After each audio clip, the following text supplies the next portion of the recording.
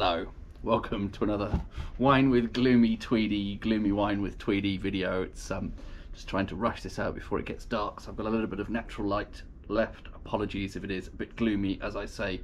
This is another one where I'm looking for hidden village level Gevrey Chambertin, so things that are advertised as just generic Burgundy or some other sort of fairly broad, fairly low level appellation, but are in fact from a particular village. And in this case we have Rossignol Trapet. They're quite a well-known, fairly large producer, I think, in Burgundy. I've had quite a lot of stuff from them before, certainly from Gevrey Chambertin in particular, but this is their generic Bourgogne Rouge. This is their base level red Burgundy. However, the actual parcels that this come from, I believe, are both either in Gevrey Chambertin or right on the edge of Gevrey Chambertin. There is one parcel called Pressonnier, and the other one is called Grand Champ, which I think just means big field, doesn't it? I'm fairly sure Pressonnier is in Gevrey Chambertin. Perhaps I'll try and stick a map up on screen, whichever side that's going to be, to illustrate. So I don't know how this ends up dropping down to being just generic Burgundy, why it's not even, I don't understand the rules and regs of this, but it is at the sort of price point you would expect for a generic Burgundy, but I'm hoping it's giving us something like a bit of Gevrey Chambertin character / quality. It's a 2019. I've done reasonably well so far with 2019s. Still possibly a bit hit and miss, not the riotous success that 2017 has been, but I think they are coming into their own now. I've definitely had some examples which have been very nice. Is the glass all right? Probably. I mean, it's clean, it's just come out of the dishwasher, but you know. So what do we have there? It's nice and fresh. Definitely a bit of cherry on the nose there. Tiny bit floral, tiny bit of that,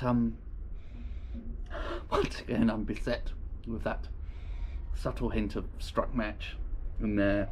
I might be becoming paranoid now. I seem to be finding it everywhere when I go looking for it, but it's subtle and hopefully that will just burn off.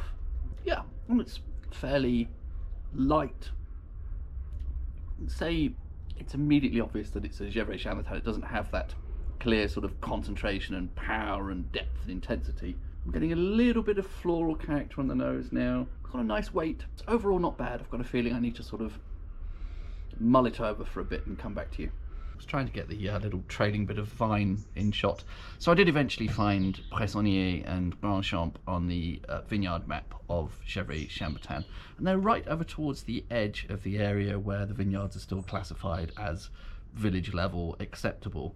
And I notice on at least one map some of that area on both of those vineyards is coloured in the village level classification and some just falls into the blank. So I don't know if somehow there are these vineyards that actually straddle those village level boundaries, and if you're in the east side versus the west side of that even specific vineyard, then you can or can't classify your wine as Gevrey Chambertin. I really don't quite understand. Still not really opening up to me yet, and it could be just an age thing. Perhaps not all 2019s are as ready as others. Maybe this 2019 in particular might be slightly better still in a year or two's time. I feel like I'm in some sort of Dickensian squalor. This naff old brickwork and the candlelight. I think that struck match thing has now morphed into some more mushroomy funk, which is heading in more like an acceptable direction for me. Rossignol Trapet are actually a biodynamic producer, which always surprises me because they produce on such, by Burgundy standards, a large scale. I think their output is pretty huge. And that's the biodynamic wine, something I always associate with sort of small boutique producers. Has a sort of pleasant kind of savouriness to it as well. I think this is probably more of a food wine rather than something you'd want to just enjoy quaffing by itself in Dickensian squalor. As I am right now. I'm warming to it as I work my way through this second glass here.